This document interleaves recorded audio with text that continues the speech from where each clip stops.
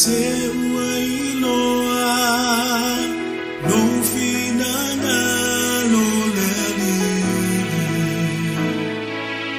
o ai se uapule fatasi maoe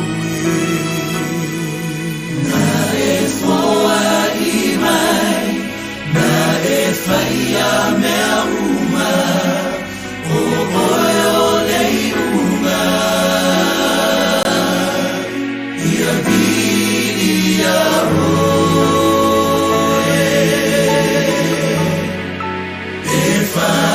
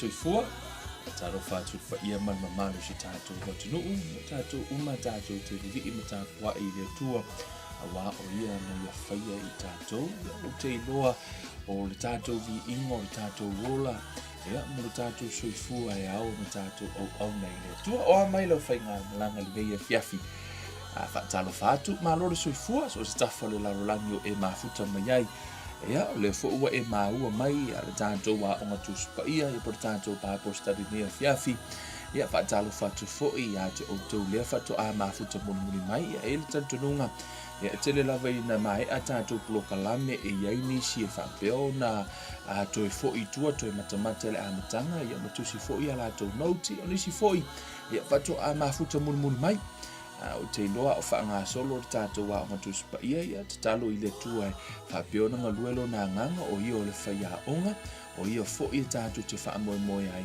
whamaina te ia tai tato i mea tonu uma o le nganga o le tua e o le tato fiso soani sili so se mea lava tātou te whaia ia tātou te wala au lia fo ilo nā nganga e whapeo nā whio mai e o ia te i tātou rene ia whiawhi o wā o ia o le whaia onga e a ona tātou mō fo ia le nganga o le ngā lala i le upo le atua mai le upo tuspa ia a mo ia e fia ai ma fia feinu i le ami o tonu a o e fia ai ma e fia inu i le ami o tonu po o le me tonu i le atua o lana upu lea ia whaapiona o lau te talo le nei ia whiawhi lea tua na te whaatumu i la utu, ia whaatumu lo ngā lala o e utu vai fo i le nei ia whiawhi, ia whaapiona whaatumu ina o e le upu a lea tua la tātou talo le nei ia whiawhi, a eri amatalia le tātou wa o onga, le tua mātou ta mā o oio le whaia onga, no wanganga, mātou te whaatangisia i le suafo o Iesu Keriso ua mātou wala aua tuai, lo wanganga pa ia, o i lātou e ta ia e lo wanganga o lau lea whanau ta mā, se i e au maia lea nganga o le whaalinga, se i ta tala o mātou makta, se i whaapiona e whailoa ua fionga ta mā, ia e a i ma whaatonu i mātou, tele tū mahanga ua mātou whaia ta mā ua le tusai mo lo fina ngalo. A o mātou wa o ina lau upu le neia fiafi, a o vea ailo ni tangata o se mea whainga aluenga le neia fiafi e whetala iei o i ta mā, te mana o mia le poto o le whaalinga ma le ata mai ate. Oi, a mea upu e whainga o fio na mala malama aisi o mātou wa tunu umalau whanau, au maia le ngangana, ia e mei se fo i ta mā o se whaalinga, o ni whaata i ta inga, e whainga o fio no mātou maua ai, ia le upu moni ma le au o lo e fia whaamatala ina mai, ina i o mātou wa aita mai le whaalinga o lo e fia whailoa mai o mātou tangata, fe soani o ialu ma le mana lau upu le neia fiafi, se loto o ngā lala, ia whaatumuina, se isi fo i wā whaina ona langona, ia whaamalolo ina e la o fio se mai, ta mā o lau upu fo mai o i lātou te maua lau upu, e malolo ai o lātou tino, ono o lau upu, o lo iai leola, wha manuia ta mā, le ia whiawhira mātou wa onga, wha fo i le vi inga i la o fio, ono le suafa o Iesu Keriso o le mamala aua tu wai nei. Amene ma amene. Ma lore soifua, e nei fo ia fiafi o te lolo wha peona wha ngasolo ina, ia tātou wa aonga tuspa ia, e ta ina i tātou, ia sa tātou wa tala no i le aso lua, ia o lena amataina i le tātou wa aonga tuspa ia mo i lātou le whato a maua mai le tātou live le ia fiafi, ai fia va ai fo i vaenga e fitu, po steps la asanga e fitu, e ao ona e whaatino ina i le tūlanga o teimi o tatalo ina ia tali le atua i lau tatalo. E ao ona e asi tua i le aso tātou prokalame le aso lua, nai lalo i fuar tātou live stream le teimi le nei. Ina ia mawhai ona aso so o mai lau, ia lau whaalongolongo i le upo le atua au tātou wa o ina le tatalo. Mai le tele o vaenga i tutono le tuspa ia. O Iesu o ia o le whaamalolo mai, o ia o le whailaunga, o ia fo i o le whaivavenga, o le tele i o mea i tutonu le tuspa ia na whaia Iesu. Ai tutonu uma le tuspa ia, tasi ale mea na whesiri le au so o ia Iesu, e a o atu wai i lātou. E le i whaia Iesu e a o lātou pe whaafeo na whaivavenga. Pe whesiri a Iesu e a o i lātou pe whaafeo na launga. E le i whesiri fo i a Iesu e a o i lātou i nisi lava mea. Tasi ale mea na mana o le au sofo mai, hao mai i mātou pe whaafewhea ona tatalo. Pe whaafewhea ona tatalo. E ese la le tāu o le tātou o e tātou te vaai le tuspa ia. E to tono le tuspa ia, e le tasi se tatalo i to tono le tuspa ia. E au foi ono tātou o e tatalo e tusa male fina ngalo o le atua. O le fiafi le nei, wa o whauru tala ina na mataha upu le nei a fiafi, prayer business, ia po o le Pisinisi Tatalo. Ia, e ala no whauru tala ina prayer business, ia whatu a e loa la pe a tātou tala noa ai. Ona, o le mea no tatalo, e pei o le Pisinisi. A whai e whai sau Pisinisi, mo i la tō whai Pisinisi, e nisi o mai mua mai whai Pisinisi. A whai e whai sau Pisinisi, ai le maua se profit. Pe le maua se benefiti fo i lele o lau Pisinisi. O lona winga, o nala e ngau lau Pisinisi. O ngai ngau lau Pisinisi. Ele o iaise a, ele o iaise tupe maua, nai te le teimi o nai alu. ai le ai ma se kupe maua i lau pisinisi.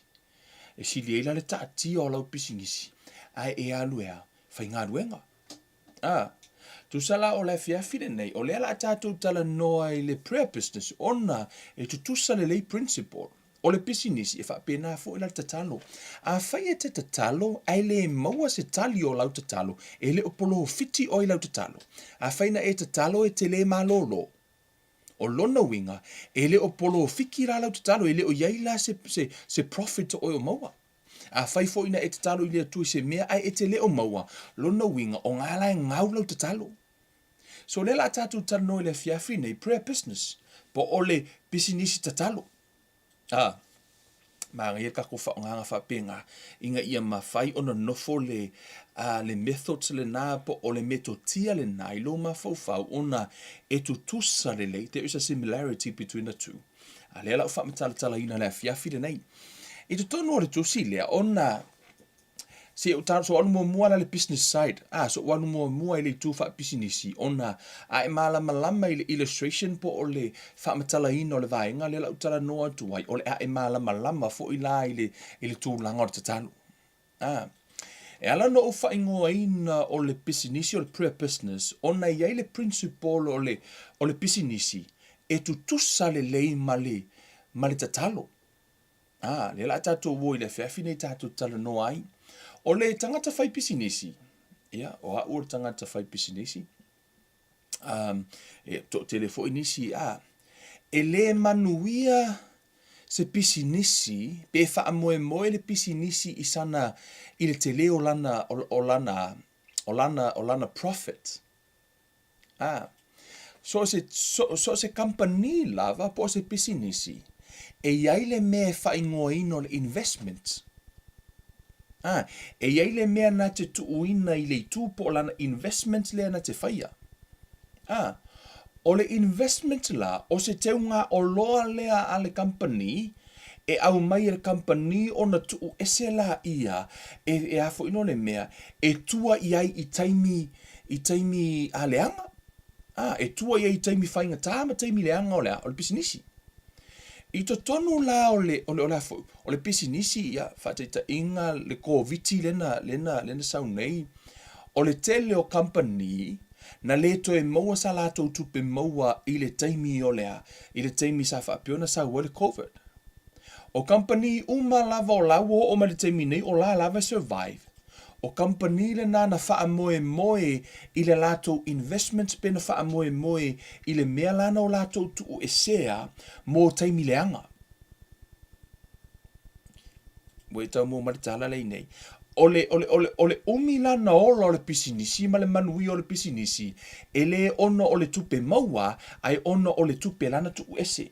O le tupe nana tu ese whaingoa ina o le investment, po o le mea na tu ese ina ia mawhai o na tua i le company i le taimi e afo ino le mea, e a whaina hai.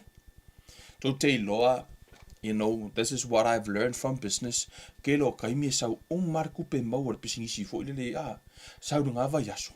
A le halu o laka whaonga umalafa. A heo o flor kemi o laua mana o mia ai se me sa stain le pisinisi. Le ai ma se me na tu on sa foi. Le ai se me na teu.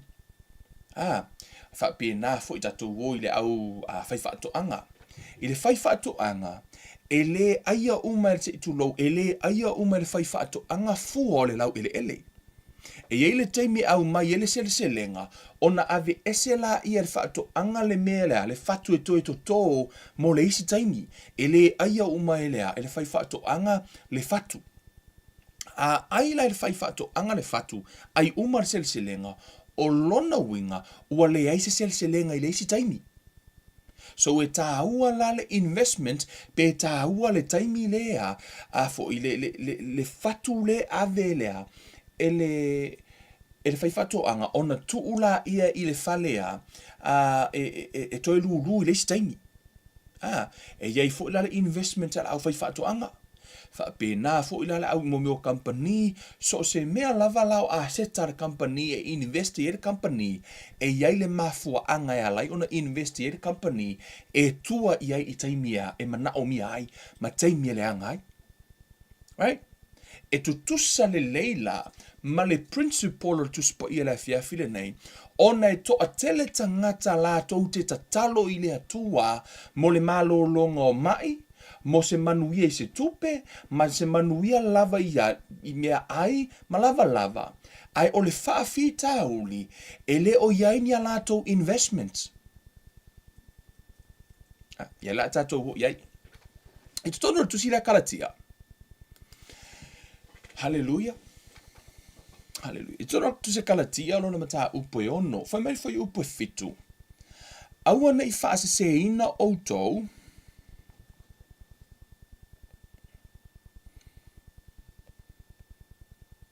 Aua nei whaase ina outou. E le unangia le atua.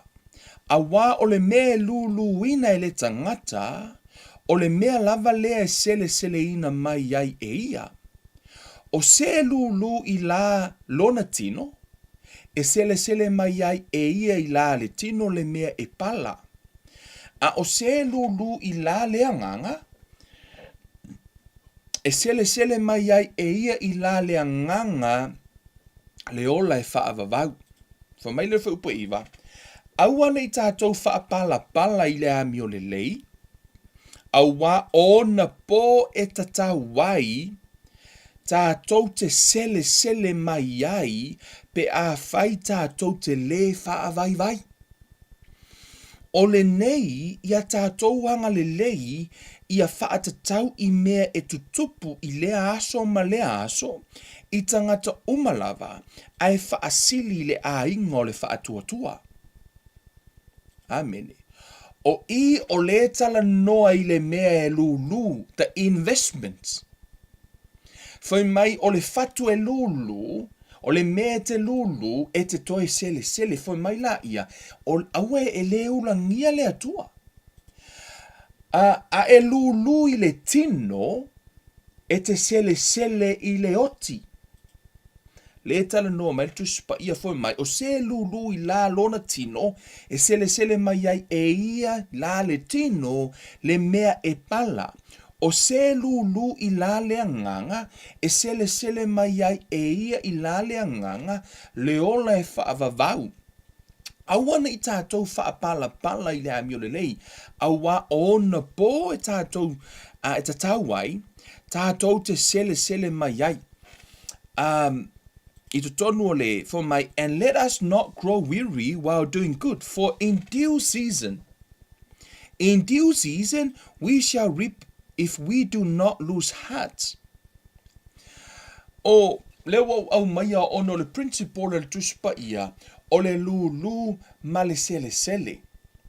E ise tasi au nā le atua no o whaitau i lana tustusinga o Kenneth Hakins.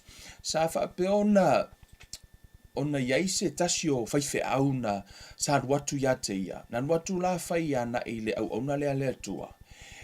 Malongo iai o ia laua maua i le kanesa, I think stage 4 laua o i le kanesa o lala aoti so e vai aso oti la le fai au lea ia ona alula i o Kenneth Hakins alu tatalo ai alu le ona le tua tatalo ai ina o tatalo i lungo le kanesa lea na malolo ia la ona le tua ma toi fo i lava ma toi alu toi fai au ma toi tu fa nga wenga le tua like completely healed fa malolo le tua.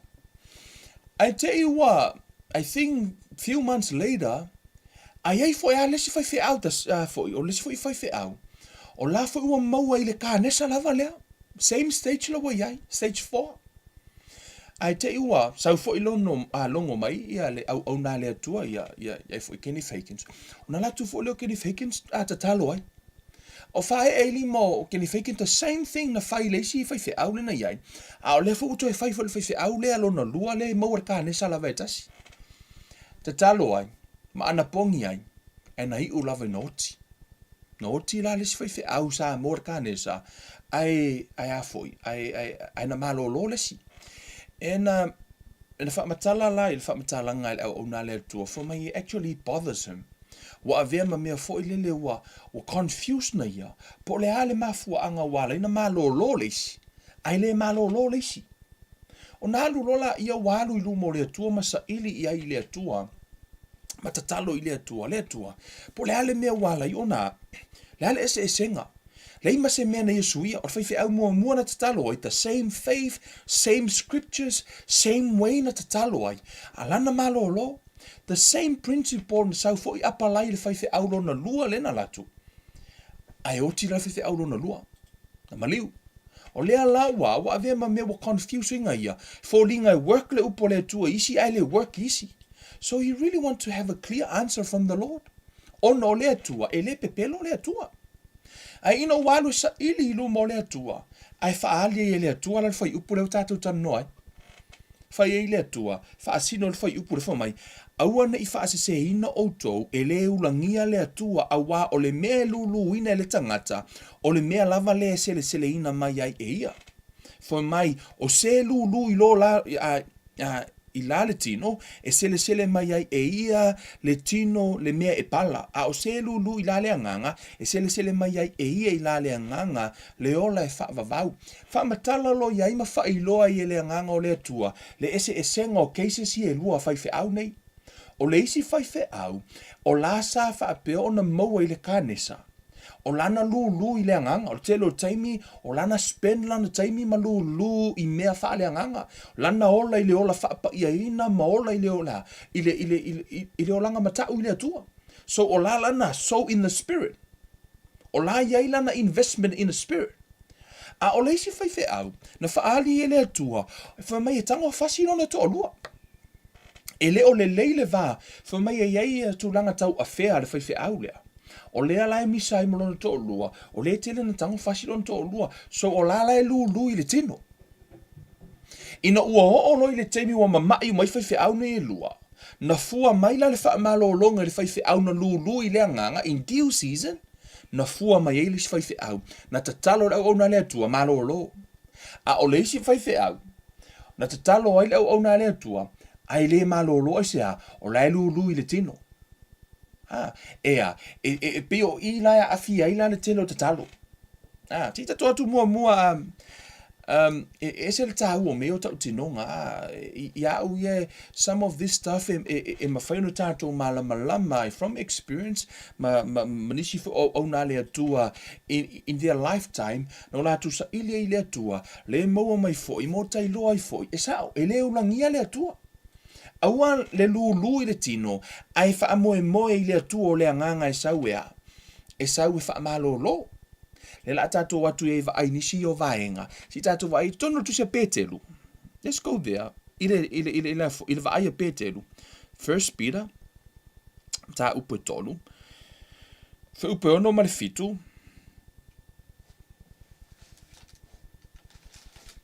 Fai mai. Sa whaapea Sara o na whaalongo ia Abraham na ia tā ua o ia o le alii, ua whaifo i o tau mana tamā, pe a ngalilei malilei matau i se mea e tasi e matau wai. Foi mai, ia whaapea o tau tane lai tala noa i tamalo loa, ia no nofo whaatasi ma i la tau ma le poto, lai tala noa i le no nofo le tamaloa malona to o lua. Foi mai, ia no nofo whaatasi ma i la tau ma le poto, ia ava i le ava, a wā o le ipu ia ua sili o na vai i ate oe, mona ua tō fia whaatasi i le ola e fua ina mai, ne i lave ina a o tō tatalo. Ne i lave ina a o tō tatalo. O le tasi le o mea ele o whaapea o na le tali aima a vea ma lave i le tatalo o le ulo le ainga o na ele o le leilea le vālea ma le whawhine. O na ele o le leile vālea ma le whawhine. O lea lai tala no mai le tuspa ia i le tā aua o le mea le o le lulu. Le invest. Le fo e tala no mai i ma tātou no from the scripture e a afia le tatalo. Tātou tatalo pe a whai e le leile vālea. le va o le tane malana va o la tatalo la e a faina ia pe faalave la vea ala to tatalo pe a fai ele o fetausiai ia le tane malana va. Right? So o le ala tatou atu e tatou te talatala noa ono lena o ta uana nei ia le vaenga le o le investment. O le taimi e te o le tele lau taimi tatou te tatalo e wha moe le tali o lau tatalo i lau investment po o lau te unga o loa lea sa wha apea o na tu ese. Ameni. Tatou atu mua i le tala Yesu. Tatou la e vali ono le fato a wha matala le vaenga le au na tatou o mua. I tonu le whetalainga Yesu i le mata iolo no mata upo ono.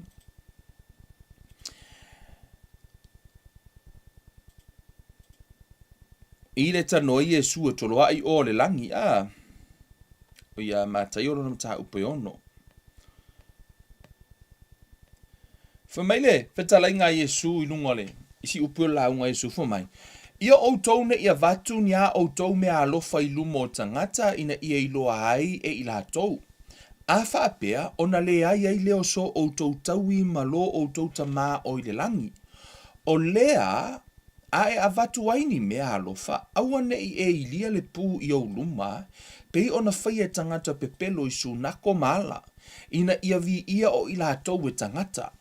E moni o te whaiatu ia te outou, ua maua e ila tou lo latou taui. A e avatu ni mea alofa, le ua tau me Yesu i whamai, a e avatu ni mea alofa, aua ne i loa e lou lima tau anga valele mea ua whaia e lou lima tau matau. Ina ia lilo au mea alofa. O louta maa foi o le sila fia i le mea lilo, o ia lava na te avatu faaliali se taui ia te oi. A whai mai e vatu faaliali le tali, which mean o lai taui mai i meo le tino, reveal, e ta tauna whaailoa mai le taui. O le mea lena e avea, lena e lulu, e le ai masesi e iloa. Fato ai loa lava e tangata le tali le atua, ina ua wa ai tunga tangata, o lai ke manguia i fua. O lai te bless. A whaina e lulu le tupe. E vai ko ka ngaka, o lai ke sele, o lai ke mau mea. O whesiri lau ka ngaka, whawhewhea nga mau mea rau kamale la. Whawhewhea na whata mau a inga ina. O lana la sa lulu, o lana invest. Tato watu mua si toi au maile. O leo ova tua ia o lai uta no Yesu le tatalo. Le si vaanga na ila loi tu male ana pongi pa o le reward leo tamana o tala no tu i. I tu tonu le tusia Filipi. Let's go there, Philippians 4. O i e tele ina o quotinga mo i lantou o loo wha peona fo i mai le ngaruenga nei. Ia manisi fo o lai whai mea alofa i po fia lava ngaruenga o e avea iai. Tato wo fo ila le fo i upu le a Paulo. Fo mai fo i upu si funma le iwa lea. Fo mai tala a Paulo. Na ila numoa ngatu. Fo mai. A o loo watua. E wha a atoa e ia i ate outou mea umai matiti vahai outou. E tusa ma le faulai o lona vi inga ia ke riso. O lai whaile tala Paulo, fo mai e fōa i atu e lea tua mea lava. Ile whaperetania. I am convinced that my God will fully satisfy every need you have, for I have seen the abundant riches of glory revealed to me through Jesus Christ. For my translation, the New King James, and my God shall supply all, and all means all, supply all your needs according to his riches in glory by Christ Jesus. Foi mai a o loo atua e wha a toa i a te o tau mea to te mana na o ai, o a lava mea to te mana na o ai. Foi mai le tatalo a Paulo e wha a toa e le atua i a te oi, a whai o mea i le tino o tupe o lava lava o mea ai, e wha a toa e le atua i a te o tau, e le mawhaila, ona tātou apalaia le foi upu lea le tusipa ia to anybody. No, ele mawhai ona e, so o seisi lava a vere foi upu lea, I only apply this scripture i tangata o lai kiv. Ona ilunga atu, fai upu sifurma le iwa le te vai me, tātou ora e fai tau le context o le tusi, pe ai se ae maa fuai ona meet le need o tangata nei ele atua. Ona ilunga atu, tātou fai tau mai a mata mai, let's pick up from verse 12, fa mai le tala a Paulo, ua owi loa le mativa, ua owi loa fo'i le mau oa, oi mea umalava o te iai, ma mea umaeo o ia te au ua oa o ina iau, ia o maa ona mo o fia ai ai. Ia faulai mai mea, ma ia onge mea. O te mawhaia mea umalava, i le whaamalosi mai o ke riso ia te au.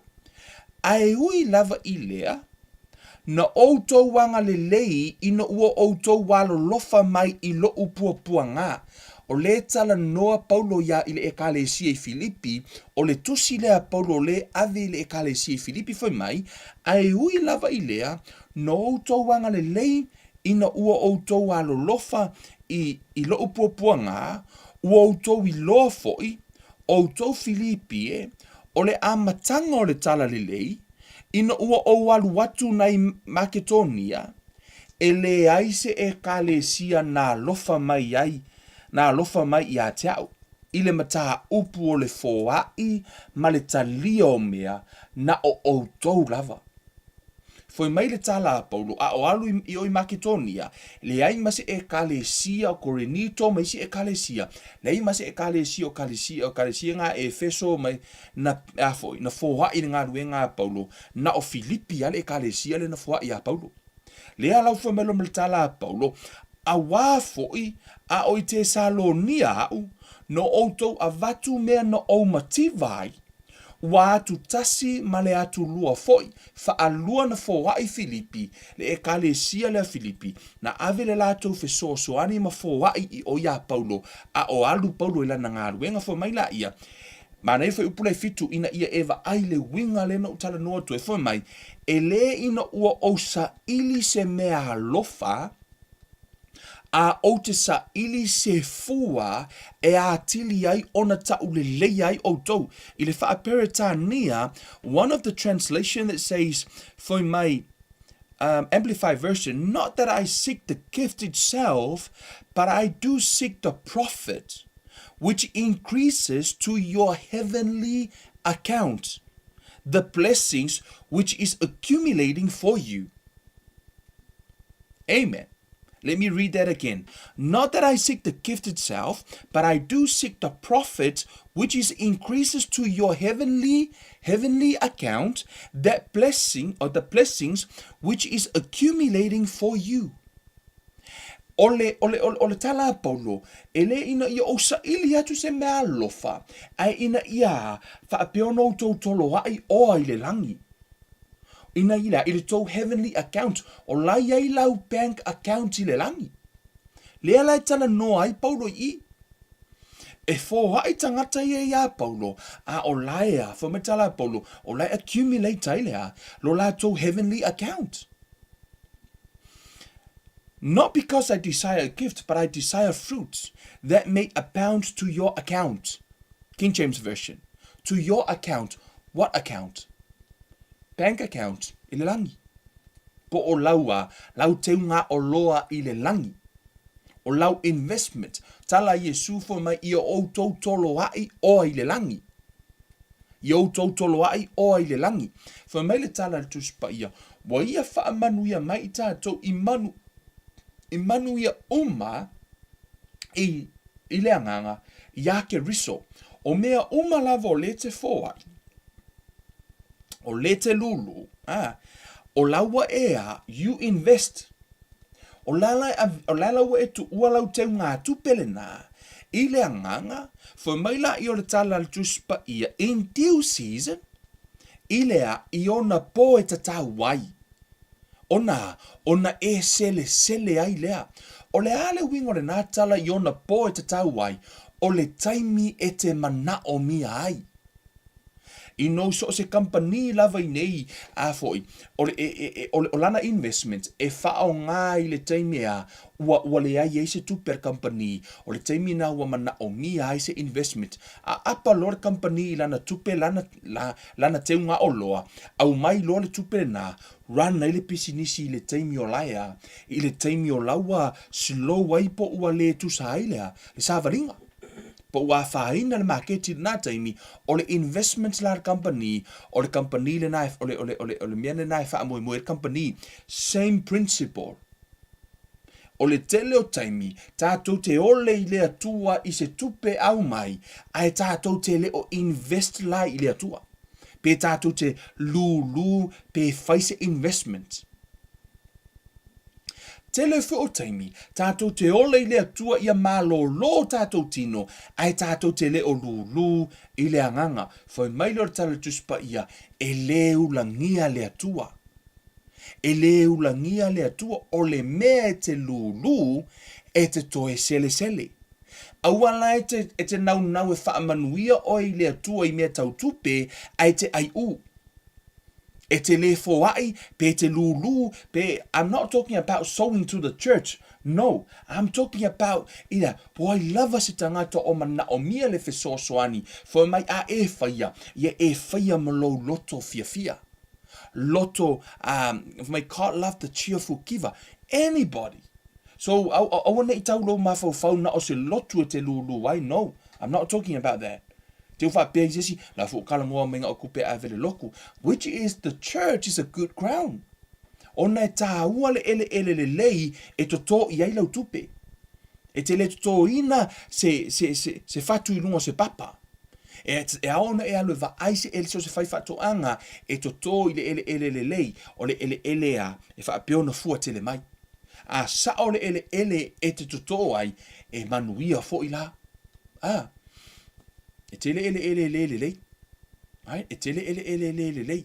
Tatu tan noi na ele is taimi ba o le o eva ai mai le ata le tau vale tu I e tele o le investment la e tāua peila ona tala noa mai. Wha mai lo leo tala Paulo whaupus fulma fitu. Wha mai ele ina ua o sa ili se mea alofa. A o te sa ili le fua e a tiri ai ona tau le leia ai o tau. I'll read the English version again. I mentioned this not because I'm requesting a gift, but so that the fruit of your generosity may bring you an abundant reward. O le taui, e le ngata e taui ile anganga. Ai whaavavau.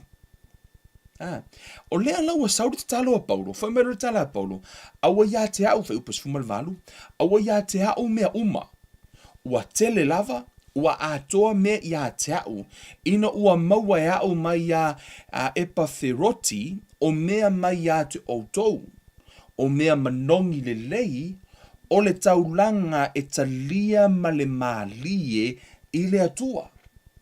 O le taulanga o le taulanga e talia ma le malie I le atua, o le taulanga na whaia ma le loto fia tangata nei, e kalesia Filipina, ave o ia Paulo, whai mai lo mara te talo a Paulo, a o lo atua, e wha atoa e ia te outou mea o mai matiti vai outou, e tusa ma le whaulai, o lona vi inga ia ke riso Yesu. But my God shall supply all your need according to his riches in glory by Christ Jesus. O ai lai apalai e foi upulea, e apalai le tangata lulu, the giver. A whaina e lulu, pe lai lafo lau tupe, lai te lafo lau tupe, e whamele tala Paulo, au e whawai lea lava. I'm not talking only about money, but I don't know the tupe because it's one of the things, o le wha o ngāre taimi nei pa anything. Lava o mea ai, o lo taimi, o mea umana, when you give, e te toi maua. When you give, e te toi maua. E ala no uftala no atu whaapea, ono le tele o taimi. And I believe this, in my journey, my experience for him. O le toa tele nisi e tatalo. Ai le maua le tali. Ona complain no la ia. But the question is, o oe se tangata lulu, ona I tua le tusia mātai o e ono. Matthew, nena tātou whaitau ai, tātou atu mo ai tuina. Matthew 6. O le tala noa Yesu I, o le tala noa I le au so o the believers. For mai le whetala inga Yesu, le awa o ina Yesu o lona au so for mai, ia outou nei a vatu nia outou mea alofa I lumo tangata ina ia I loa ai, e I lātou, a whaapea ona le ai leo so outou tau I mailo outou ta maa o I le langi. O le mea le ala I ona a whaina ia le mai mau o tupe lafo. Ia matupe e ave ai whaailoa for acknowledgement. For ilele wata te se whai mele lei laiva ai mai ka ngaka. Se ave le kupe ngā se mai se o mele lei mea ngā kilo mai ka ngaka. O le kālare ngai, lai kilo mai ka ngaka. Lai kilo mai ka ngaka. Ai a whai se mea ilea kua, I'm telling you, o le whai mea pe pelo I ka ngaka ilea tua. O le whai mea pe pelo I o ka ngaka ilea tua. Like, let me say that again. O le whai mea pe pelo I o ka ngaka ilea kua. E whai mea pe pelo ilea tua, ai a whai mea I ainga tangata, e makua I whai afe, whai lua afe, whai koru afe. Ai aku mailo ilea tua, e ono le mea leo iloa, e le whai a malea, male loto atua, mai ia, whai le kauranga, ngā o le senge a kanga o koi kongo re kanga, kongi mea senge ngā a ka la, lua ka la, kongi ko kongu. Pau a ngā senge lai kau ai e ka ngaka le loku, o le mea leo iloa. Ke lo le me mali le la tal no to ir vainga le ni te lo le temi a o fo ile mon tu ala o mato a so la o laititi a o si de sa tal no fo te le mato atu la ku kinga ya mako ainga o iluma o mato e kale si ala e vatu fo ile na vatu la I o mo meo a fo o taulanga tangata na tu si le luma kusi lo la I el failo kusi a fo kaulanga uma kangaka uma lo na tusi ia o le kokong o ke vaaila, o ke lo keim e kusi, o ngā avele o le tupe le taimile nā, le keimile e kusi, le kupe la e kusi. Ai ese fo ila le keime a o ile la fonga, e ese le a fo, ilo mai le ipu fo ile le, la ua faile offering. Kuse ese le kupe langa ku iluma, o le kupe ngā langa kusi le vainga ka ngaka. Ai o le kupe mo ia le wala fo, o ngai senge ia le wa au mai, ele o ilo e ngisi. Le keimile o pasi kwa le ipu fo ile le, o ngā ku ule yoka I su senge, lua su senge, ko su senge, o le fai mea pe pelo I iluma o le atua. I le vainga tangata e manga o lau mai lunga yo o le ainga lea e afe mon tupu lato tupe. Ai o le kupe lenga kongi kongor kama ipu fo ile o iloa ka ngaka pe ngā le fasu senge. Si, me lo te whai atu ai a whai mea tangata I le vainga tangata whai akula ukala e o ilunga le whainga. La lai whaapea o lai invest fo maritala a Yesu fo mai aua nei o tau whai a whaapea na ese ha o naua mau e leiso tau tau I mai le atua. E whaanoa noa la, I really want to set this right. O te mana o tangata Samoa, e toi fōhai. Fōhai le au wala lefa mai Yesu, ina I mai maulau kupe, whaksa alau kalo, lai mai mau. Tusa lava peo lai wa, fia awhenga o kupe o alu le lotu. A whai e se le whaingana e whai ai, mo le vainga tangata, e o tala Yesu, no reward. Mai mau le nā tupe.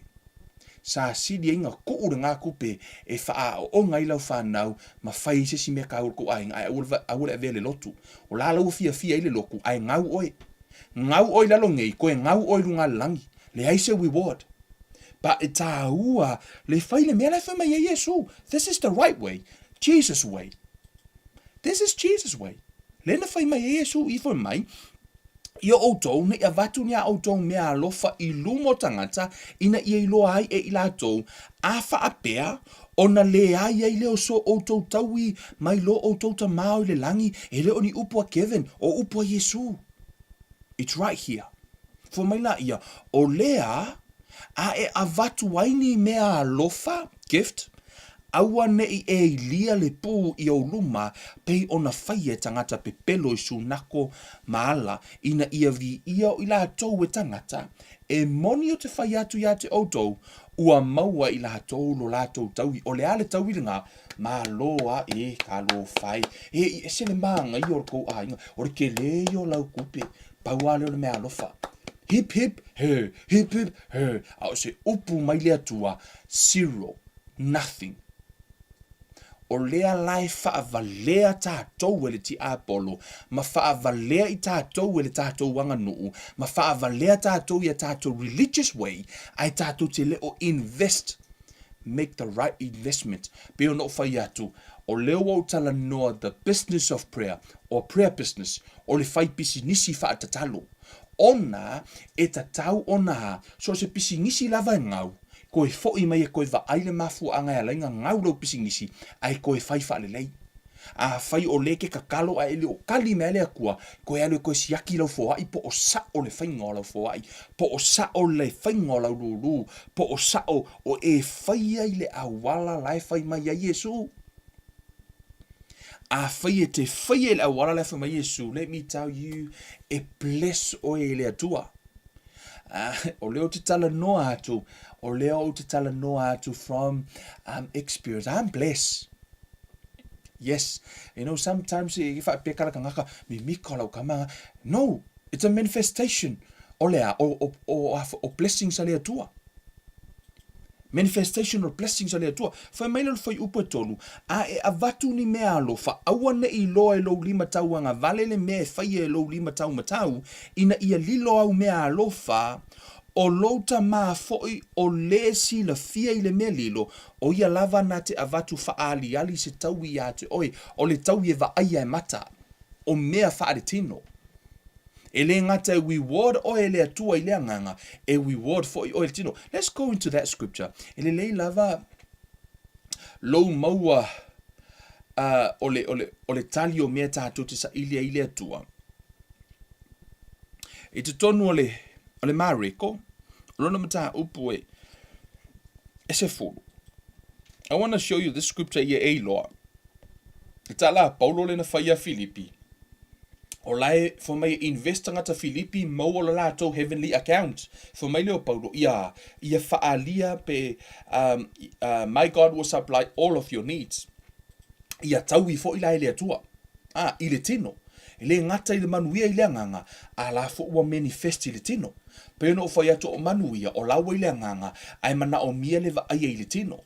So our investment in heaven in due season etalia ile atua. Fai mai la ia foi upo e lua fitu. Let's pick up from verse 27. Mai aua sila atu Yesu ia te ila tau wa pe atu ele mawhai e tangata ona na o le atua awa e mawhai mea uma e le atua. Ona whai mai ele o Peteru ia te ia whauta ua mātoutu ua mea uma ai muli atu ia te. O e whaalonga tali Yesu whai mai. Ona tali atu ai leo Yesu wa pe atu e moni o te whai atu ia te outou, ai se tasi ua ia tu ua le fale, po o uso, po o tua whawhine, po o le tamā, po o le tina, po o le ava, po o le whanau, po o le whanua, ona o au ma le tala le lei. O tangata nei, they give it all. Like they actually walato sacrificing uma mea uma nei. Lewa, for mai la ia, e maua lava for mai e maua lava ia tai sautua se lau I le neio langa, this world, for mai e maua tai tua se lau I le neio langa, o fale, o mauso, ma tua whawhine, ma tina, ma whanau, ma whanua, a toa fo I masauanga, a o le ola tali e maua ai le ola e whaavavau. E le ngata e maua le manuia I le lalolangi e te toe maua e taitua se lau e te maua foi le taui I le ola e whaavavau. So e lua la mea ia e manuia I le tangata na te whaia mea tusa malifina ngalo le atua o la e iailau investment in a heavenly place o la foi la mawhai ona va ai le tino. Tato o mo tusi le Ioane. Ioane tolu. foi upelua. Let's look in le tatalo le Ioane, foi mai, le pele, ia e manuia I mea uma, ma ia e malolo, whaapei ona manuia o lo wanganga. So e iai le manuia o lo wanganga, alai man o le tala ai foi, ia tutusa le manuia o lo wanganga, ia va aia fo I lai le tino. Foi mai, beloved friend, I pray that you are prospering in every way, and that you continually enjoy good health, just as your soul is prospering. A o e manuia I le anganga, ia e manuia fo I le tino. Amen. Awana I e manuia I le anganga, a lai ke fe solo I le tino, lai su ese me ke fia ola solo ye. Si? O le atua la, o lai mana o le atua manuia la na whanau. O le tuspaia, a e whai tau tuspaia, whai mai o ia e ona aulo, o ia e ona manu o le vau, o ia e ona mea uma. O ai na whai e le atua mea na whai e le atua mo le lalolangi. Ai ola na whanau e fe solo. E ola na whanau e matitiva solo, ai tuu ia manuia na. Lai ka alo le lalolangi, maka ngaka la ko ke le iloa le atua, lai manguia ka ngaka ngā lai mau mea. Na whai e le atua mo tangata na. I don't think na whai e le atua mo la na whanau. O laua iai polo misi na mai e le atua. Po o laua iai yala na mai e le atua. For mero tala tuspaia, beloved friend, I pray that you are prospering in every way and that you continually enjoy good health, right? Just as your soul is prospering. Ia, ola malo lo ina fo ilo tino. Healing is for you. Peina ona manui o lo wanganga I le launga ma le upu e batu. Ia whaapea fo I ona manifest pe va aia I le tino.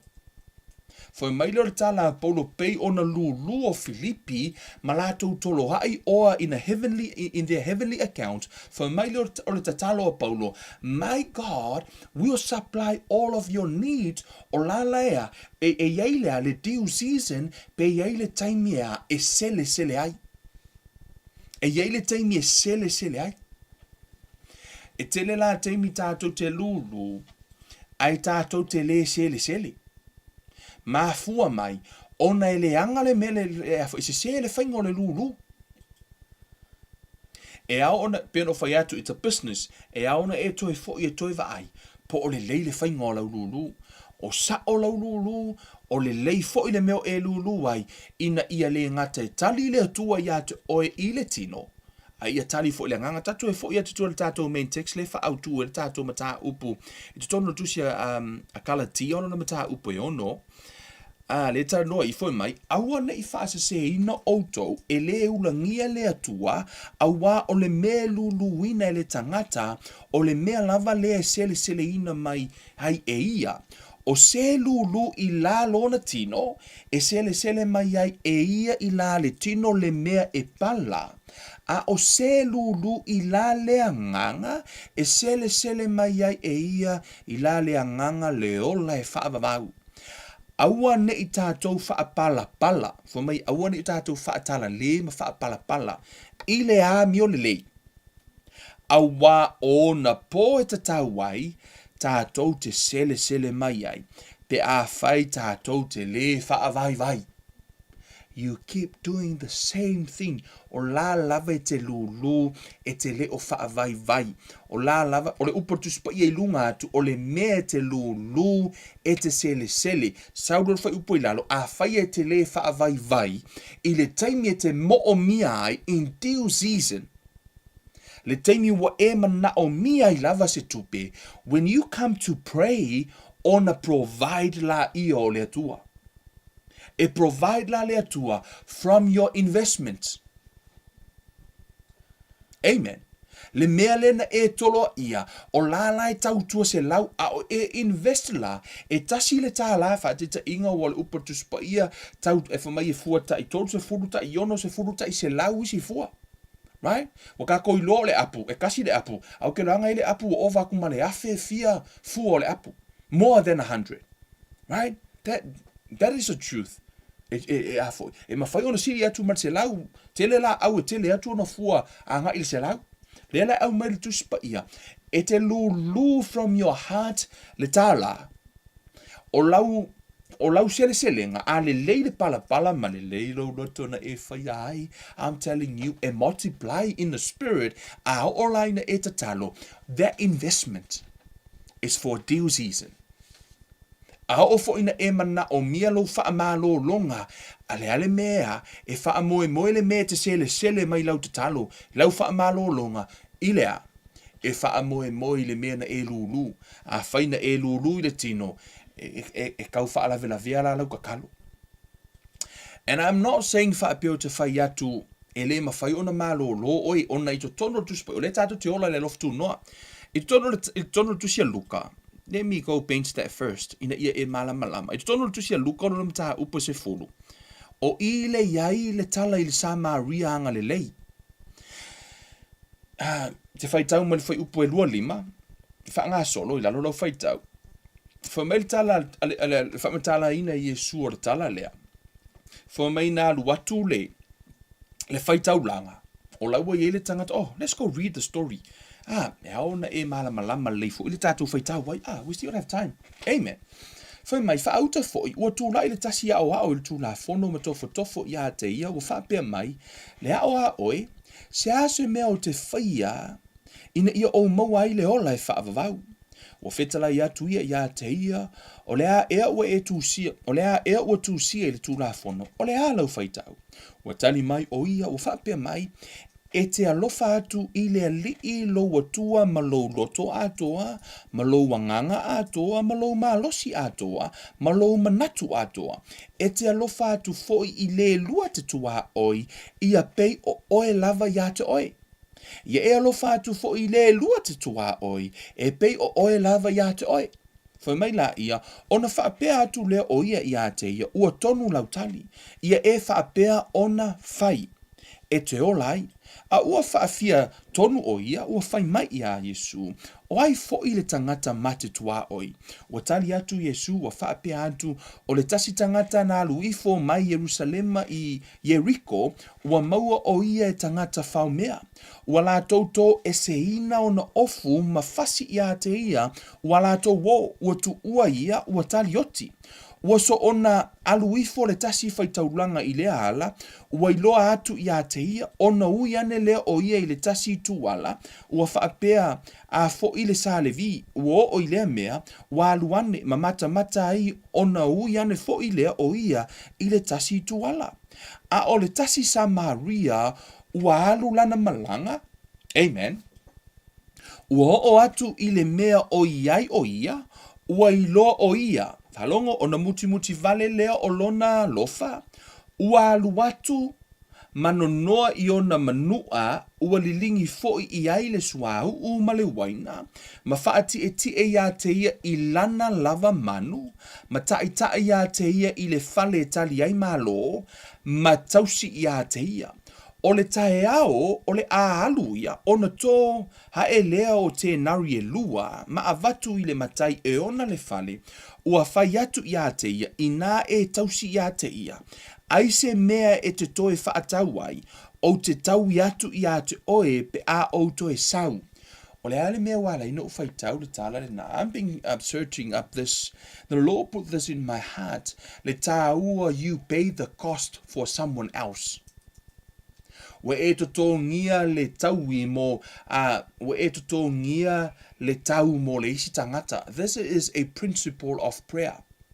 E ile taimi e te mana o mia isi tatalo le fesoasoani, ona e sulula ia, e iaile au na ia, whate ta ingo le upo tu spa ia fome o tātou o ambasa o le malo le atua, pe yo hau, a whaio hau, a sulu mese tangata I le fia malo lo, ona o tatalo la ia I lo uatua, po os tangata, for example, os tangata musalemi e le iloa le atua, laua sau e fia malo lo, e mana o mia se malo longa maia, ona o tūla I le vā, ma o tatalo I le atua, mo le malo longa o le tangata lea. O le vā o au ma le atua, e ala ina malo lo le tangata lea. Amen. Po le whau unga, po le mea flow mai, so pay the cost for someone else.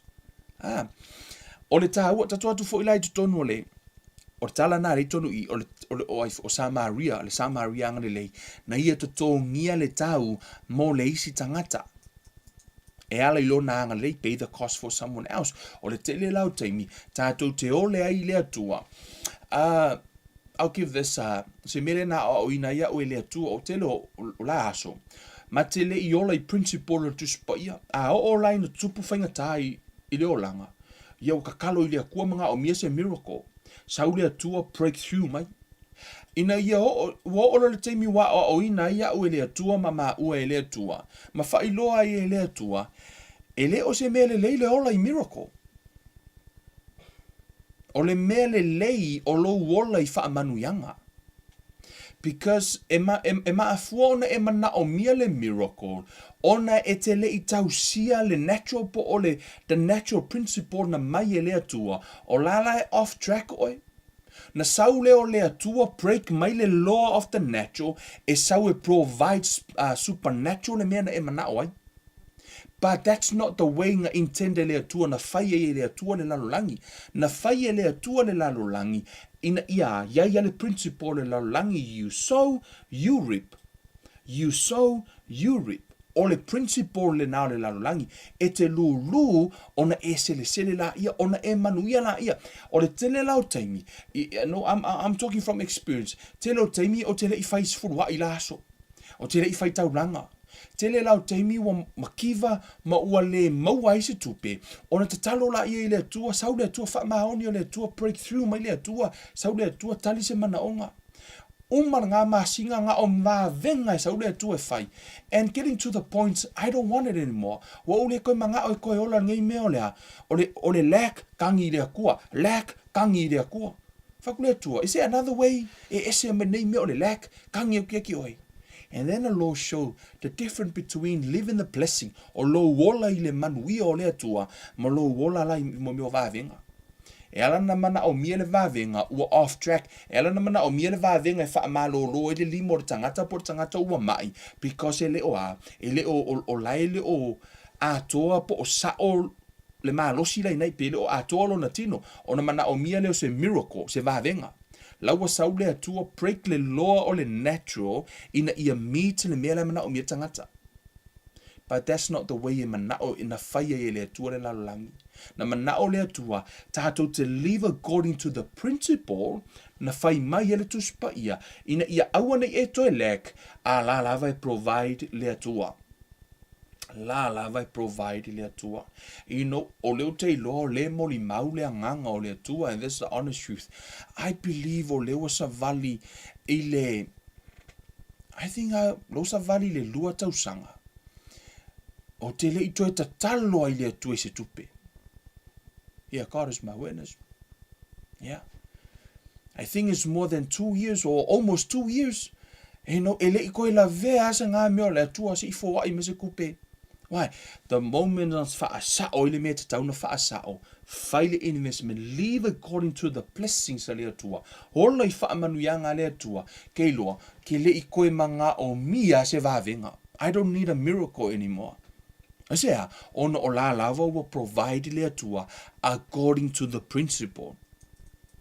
So e tāua la le investment. I am not the standard, but Paulo le whaateta inga ma whai ona o whai au nei le ma whai ona o testify o langa o istangata. I can only testify I le experience ma le meo lai tupu fo I lo o langa. And I am not the standard. No, o just pa ia o na o se whaateta inga. E wha maoni a le atua. E wha maoni le atua. O I to tonu lai I. Luka lea. One of the, I to tonu le tusia, a mareko, o lona whai upa se fulu, mta upa se fulu. Tō mana tua fo ile, ne tala Yesu, le na whai, one of the parables, let me look up Luke, lona mta upa se fulu ma leono, whai upa iwa.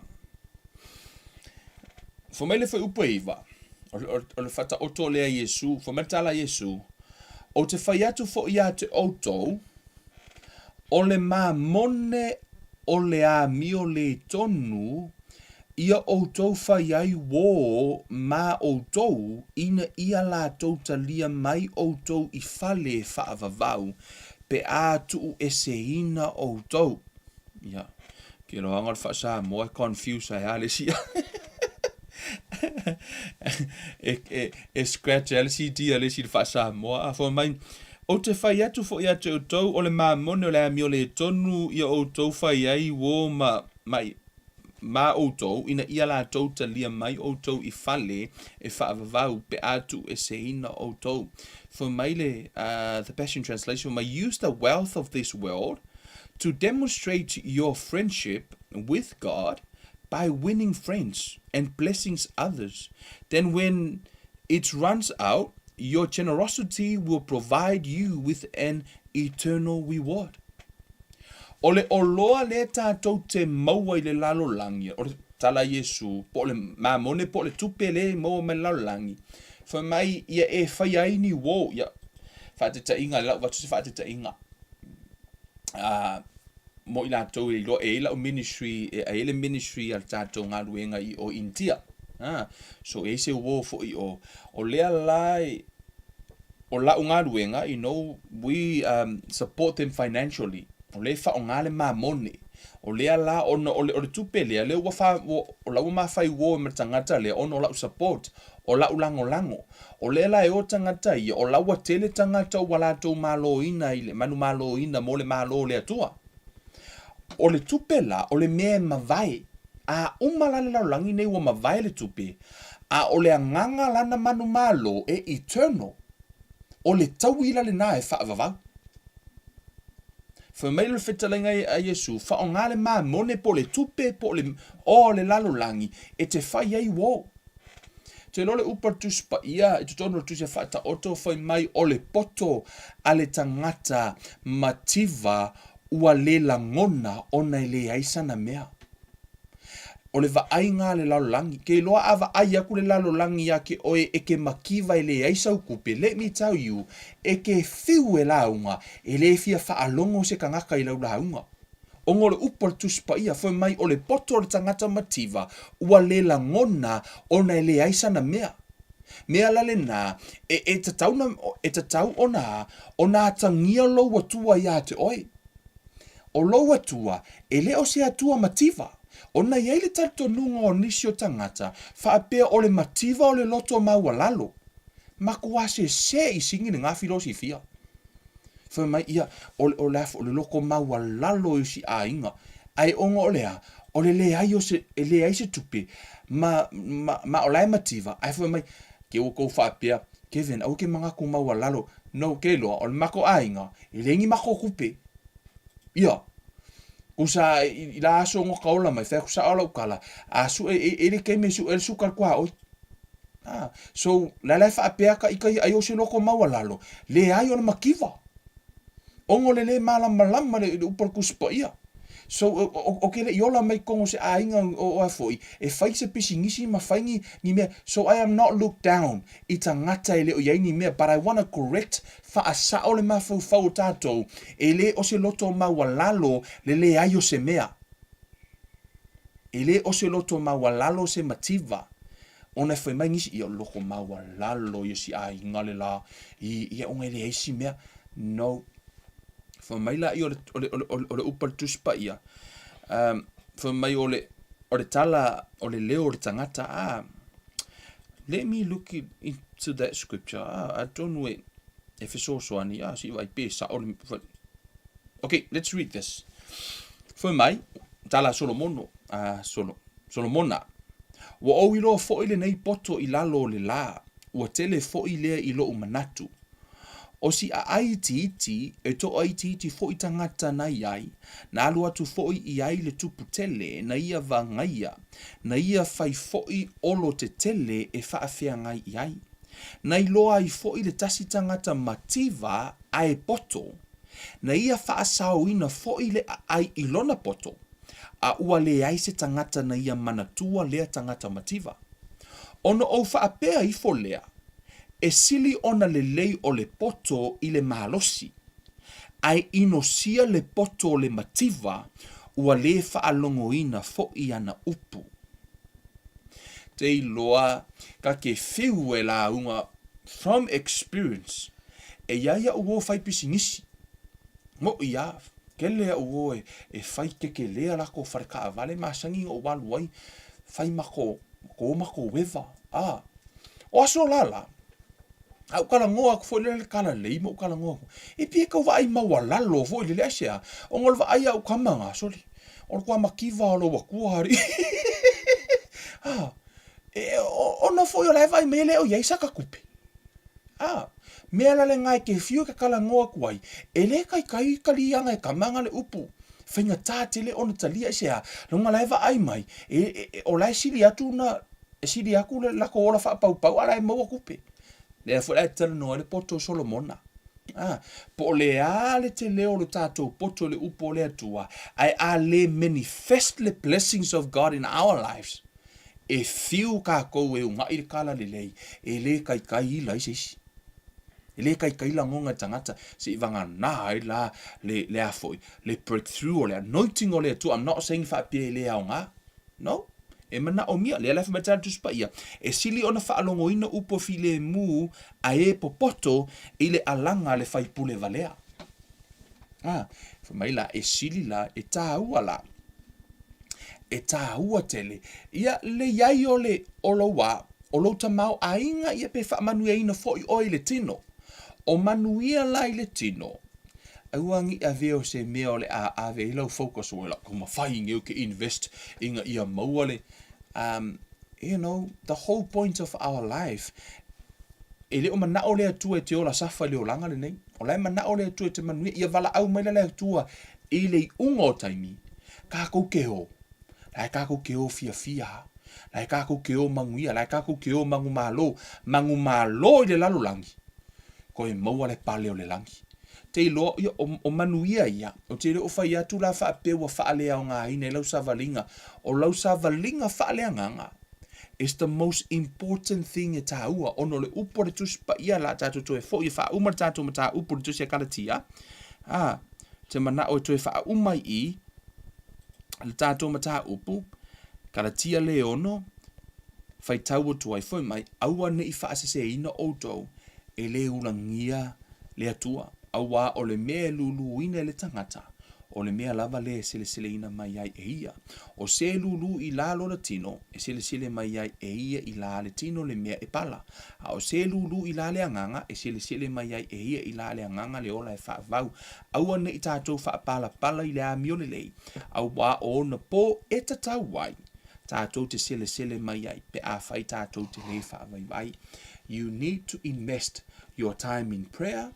Give ye e foai when you give e tatau na e foai tatau ona e tatalo tatau ona e anapongi amen ye e lulu ona yai le taimi e te ole atu wai wa e manaumia a olai yai le tali amen fa manuia le atu i lau savalinga fa le nganga ya malau savalinga foi o lo ia nei ia vele na mata upu ia toi fa manatu ia te oe ma o mala usavalinga ia tatou lulu ina ia tatou maua ia le manuia fo i o lo fa peona ngalu e maile tua ia tatou maua ile tatou savalinga le tual matou tama fa manuia i lau fa nau matou fa longo o fo i lau upu tama ia au ono matou invest ia pe matou te lulu i la le nganga ina ia o i le taimi i ona po e tatau ai a o mātou ole atu e te wha atoa ina mea mātou te mātiti vai mātou te sele wha manuia o e tamai lau whanau i lātou umo e na whaalongo i lau upu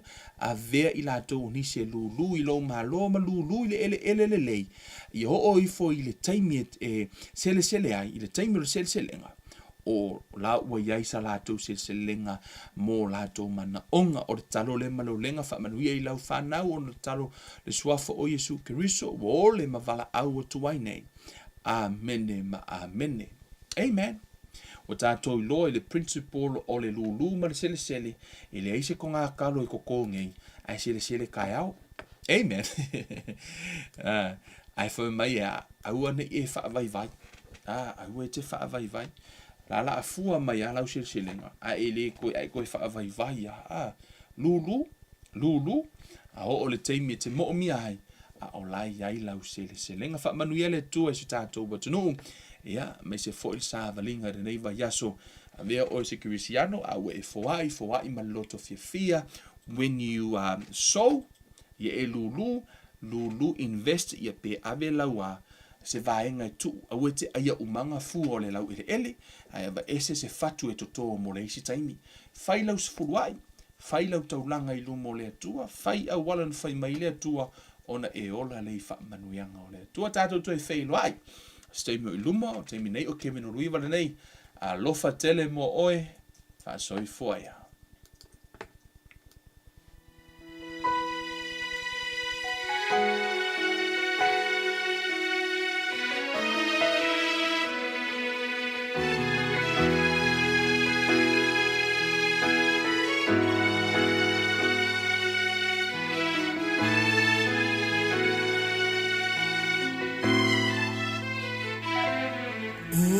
Se uailoa no finanga lo leli